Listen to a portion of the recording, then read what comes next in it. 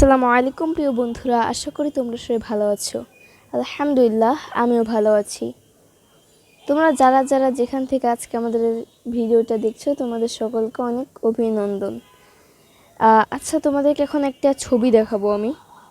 দেখো তো, এটা কিছু বুঝতে পারছো কিনা, এটা কি হইতে পারে? এটা কিছু একটা মেরামত বা কিছু একটা বানানো হচ্ছে, তাই না? এখন দেখে মনে হচ্ছে যে কিছু একটা বানানো হচ্ছে। তাহলে কি একটা নবী কিছু একটা বানিয়েছিলেন তার নবীকালের সময়। তাহলে এটা একটা নৌকার মতো বা কিছু একটার মতো বানানো, বা একটা ভেসে থাকার মতো, একটু যে রাউন্ড দেখে বোঝা যাচ্ছে যেগুলো একটা কিছু একটা ভেসে থাকার মতো কিছু একটা বানাচ্ছে। তাহলে তোমরা হয়তো সবাই বুঝতে পারছো যে এখন আমি কোন নবীর ব্যাপারে কথা বলবো। জি, আমি এখন যে নবীর ব্যাপারে কথা বলবো তার নাম হলো নূহ আলাইহিস সালাম। এখন তোমরা হয়তো অনেকেই বুঝতে পারছো যে এটা কোন নবীর ব্যাপারে কথা হচ্ছে। চলো আমরা তাহলে তার পরিচয় সম্পর্কে জানি। নূহ আলাইহিস সালাম ছিলেন আল্লাহর পয়গম্বর। তিনি মানুষকে এক নাগাড়ে 950 বছর আল্লাহর দ্বীনের দাওয়াত দিয়ে গেছেন।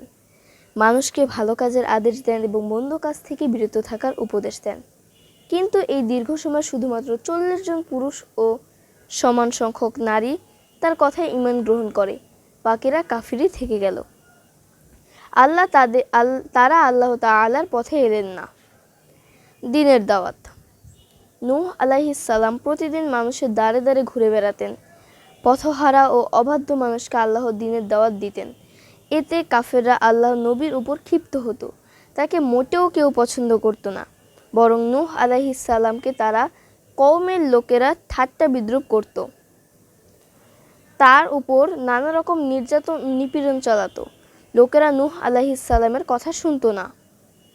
এরপর নূহ আলাইহিস সালাম সব অপমান ও কষ্ট সহ্য করতেন। তিনি ধৈর্য ধরে লোকেদের দ্বীনের দাওয়াত দিলেন। দীর্ঘদিন এরূপ চলার পর এক সময় তিনি নিরাশ হয়ে পড়লেন। তখন নূহ আলাইহিস সালাম আল্লাহর কাছে একটি ফরিয়াদ করলেন। নূহ আলাইহিস সালাম বললেন, হে প্রভু, আমার সম্প্রদায়কে আমি দিন-রাত তোমার দিকে আহ্বান জানিয়েছি, কিন্তু তারা আমার ডাকে শুধু দূরে সরে থাকে। নূহ আলাইহিস সালাম বললেন, হে আল্লাহ, তুমি লোকেদের হেদায়েত দাও, নতুবা তাদের শাস্তি দাও। নৌকা তৈরি ও প্লাবন। আল্লাহ রব্বুল আলামিন নূহ আলাইহিস সালামের দোয়া কবুল করলেন। মহান আল্লাহ নূহ আলাইহিস সালামকে বললেন, আমার গজব থেকে রক্ষা পাওয়ার জন্য একটি নৌকা তৈরি করে রাখো। তুমি আমার ওহী অনুযায়ী নৌকা নির্মাণ করো। জালিমদের জন্য কোনো সুপারিশ করবে না, কারণ তারা পানিতেই ডুবে মরবে। আল্লাহ তাআলার নির্দেশে নূহ আলাইহিস সালাম একটি বিশাল নৌকা দিলেন। তিনি ডাঙাতে নৌকা বানালেন। এটা দেখে কাফেররা হাসাহাসি করল। পানিতেই নৌকা চলে, অথচ নূহ আলাইহিস সালাম নৌকা তৈরি করলো ডাঙায়। এজন্য কাফেররা আল্লাহর নবীর কাণ্ড দেখে তার প্রতি ঠাট্টা বিদ্রূপ করতে লাগলো। কাফেররা বলল, এই মরুভূমিতে কিভাবে নৌকা ভাসবে? তাই তারা নৌকাটিকে মলমূত্র ত্যাগ করে এটিকে অপবিত্র করে দিল। কিন্তু তারা জানতো না যে এই নৌকা মরুভূমিতেই ভাসবে। মহাপ্লাবনের সময় তা স্বাচ্ছন্দ্যে পানিতে ভেসে বেড়াবে। এদিকে প্লাবন সংঘটিত হওয়ার সময় ঘনিয়ে এলো। আল্লাহ তাআলা নূহ আলাইহিস সালামকে ডেকে বললেন, মুমিনদের নৌকায় ওঠাও, প্রত্যেক প্রাণী ও জোড়ায় জোড়ায় নৌকায় উঠিয়ে নাও। নূহ আলাইহিস সালাম ভক্তদের বললেন, নৌকায় আরোহণ করো। আল্লাহর নামেই নৌকা চলবে ও থামবে। নিশ্চয়ই আমার রব ক্ষমাশীল ও পরম দয়ালু। এখানে রব বলতে আল্লাহকে বোঝানো হয়েছে। অবশেষে মহাপ্লাবন দেখা দিল। সমগ্র দেশ এতে পানিতে ভেসে গেল। পাহাড় পরিমাণ পানি উঠল, আর এতে পাহাড় পর্বত সব তলিয়ে গেল। তবে নূহ আলাইহিস সালামের কাঠের নৌকা সবকিছু নিয়ে পানিতে ভেসে রইল। পাহাড় পরিমাণ ঢেউয়ের মধ্যেও নৌকা চলতে লাগলো। আল্লাহর নির্দেশে 40 দিন পর মুষলধারে বৃষ্টি হলো। মাটি থেকেও প্রবল বেগে পানি উঠল।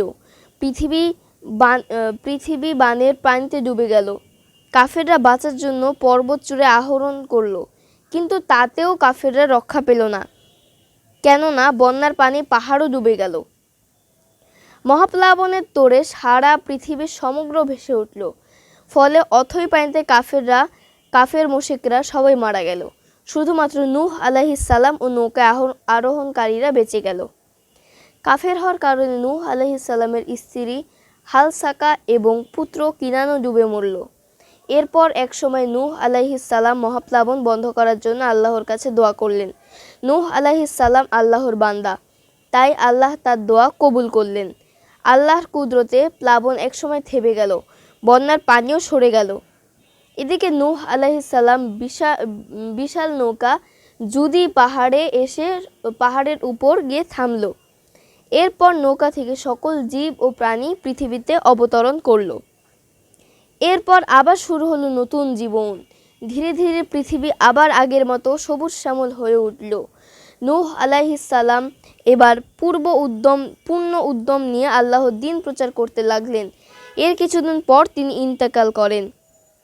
আদমে সানি। আদম আলাইহিস সালাম সর্বপ্রথম পৃথিবীতে অবাদ করেছিলেন। নূহ আলাইহিস সালামও তেমনি পৃথিবীর অবাদ করেন। এই কারণে নূহ আলাইহিস সালামকে আদমে সানি বা দ্বিতীয় আদম বলা হয়। তোমরা এখানে আরেকটা ছবি দেখতে পাচ্ছ। এখানে দেখা যাচ্ছে যে খুব মেঘ করেছে, খুব বৃষ্টি পড়ছে।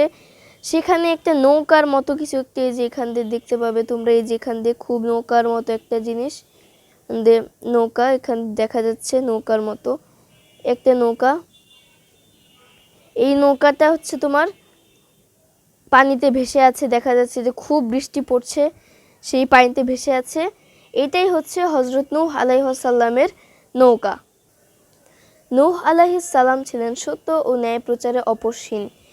শত বাধা বিপত্তি সত্ত্বেও তিনি সত্য প্রচার করে এতটুকু থেমে যাননি। নূহ আলাইহিস সালাম ছিলেন সত্য ও ন্যায়পরায়ণে আপসহীন।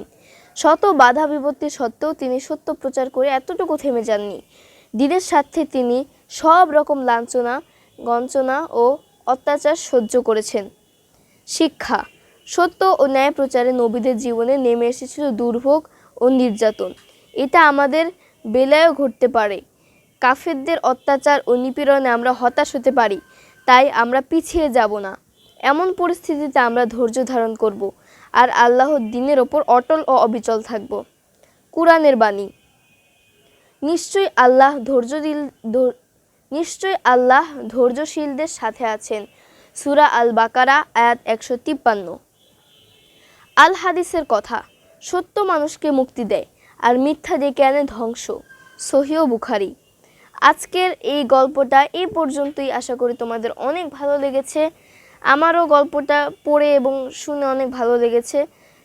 তোমাদের যদি এরকম আরও গল্প শুনতে মন চায় বা দেখতে মন চায়, তাহলে তোমরা আমার এই ভিডিওতে কমেন্টসে লিখতে পারো যে এরপরে কোন নবীর গল্প শুনতে চাও। আমি আশা করি দেওয়ার চেষ্টা করব। আসসালামু আলাইকুম ওয়া রাহমাতুল্লাহি ওয়া বারাকাতুহু।